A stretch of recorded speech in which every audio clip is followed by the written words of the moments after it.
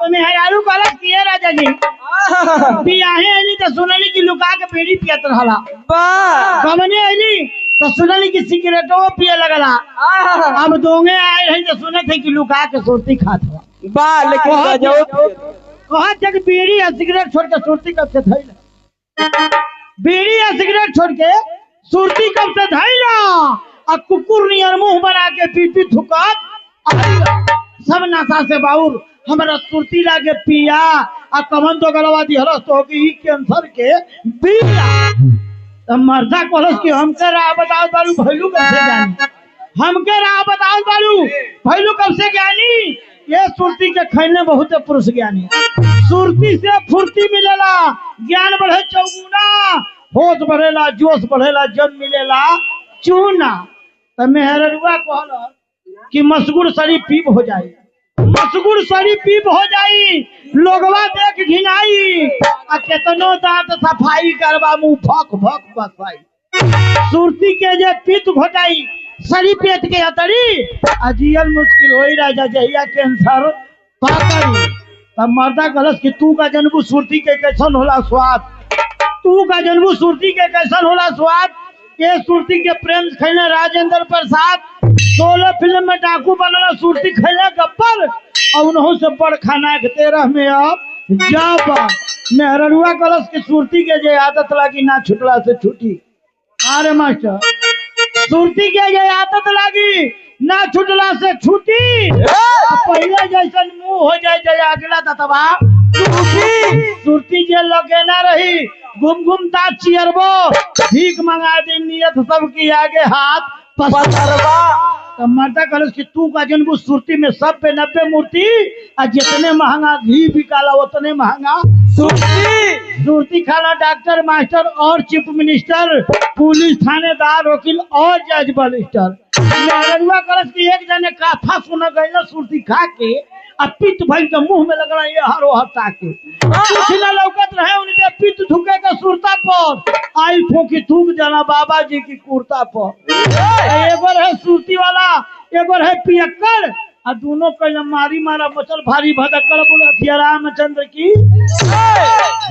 तो देखा एगो हमार डुप्लीकेट लगा दी हमारे यही तरह तनी हम पियक्कड़ी पर ढेर कहना काजे सुन के हमार बतिया सुधर जा मेहररुआ को अच्छा कि अरे भट्ठा पर गई हो अरे भट्ठा पर गई कचिया पी गई भट्ठा पर गई कचिया पी गई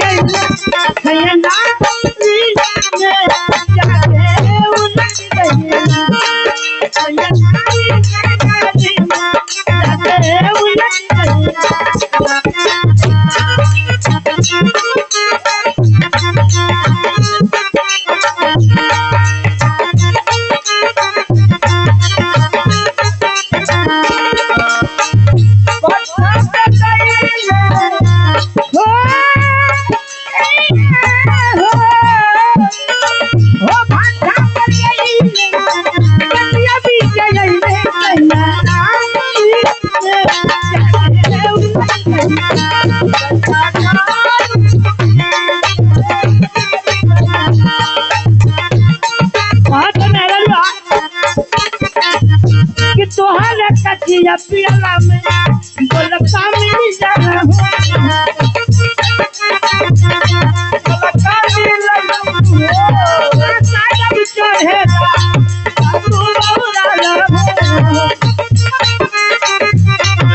तू बहुरा ना सादा चढ़ेला तू बहुरा सारी खूब पियला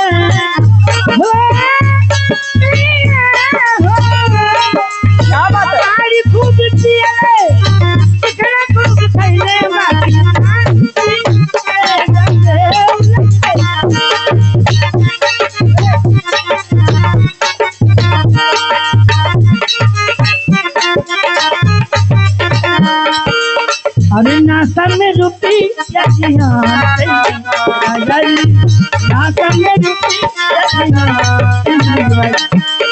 बिना खैले रात भर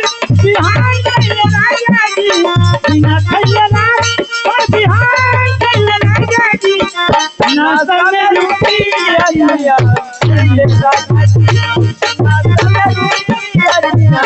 कैले राजा जी नाश्ता में। देखा मास्टर पहले की जमाना से कितना बदलाव आ गया मास्टर साहब। पहले के जमाना में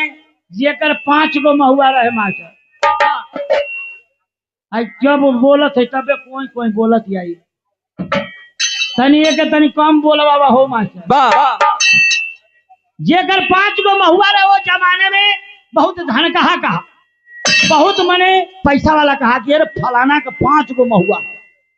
वो जमाने का बात करते जो जमाने में खाए पिए का बड़ा तकलीफ रहे कि वो शुद्ध भोजन ना पावे मास्टर। वो जमाने का बात करते एक जने गईला अपनी सड़ुआन और वो समय साधन ना रहे न चप्पल रहे बेचारू पैदले गईला और जब गईला सड़ुआने सड़ुआइन देखल कल अरे जीजा आ गई जीजा आ गई अब बेचारी दलानी में जौन बात पलंगरी बिछा के आ वही पर एगो दर्री बिछा दिहल। जब दर्री बिछा दिहल ए भैया वो समय लाटा कुटा मास्टर एगो उनका सड़ुनिया लाटा कूट के मुसरा वो छजवा में खोसले रहे बेचारू पैदल गई ना थकल हवा आ जब सुतला वही पलंगरी पर गला जीजा बैठा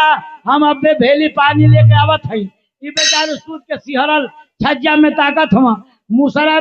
से कुटले रहे लाटवा तल मिठा के मारे मुसरा की हुरवा पर इतना माछी सड़ुनिया पानी लेके आ गई कहला ये जीजा है ना पानी पीला कहला ये बबनी पानी तो पियते है ये पहले बताओ ये मुसरा की हुरवा पर काहे इतना माछी सड़ुनिया मजाक कैल कहला देखबा जीजा जे ढेर दिन पर हमारी की आवल ना मोरे आदमिया उनके पिछवरवा में उड़ेल सड़ुआ कहला आई रे बाप भागा जल्दी नहीं तो सड़ुआ सारे कहीं से आ न जा। ये भैया कहला बबनी बहुत अर्जेंट हम जाते लेके झोला जाए लगला अतौले सड़ुआ आई गए गलत करे सुननिया कि साधु भाई आयल हम कहाँ हम तब बेचारी कैला मजाक कहला देखबा हम मुसरा मांगत रहो अनाज लिए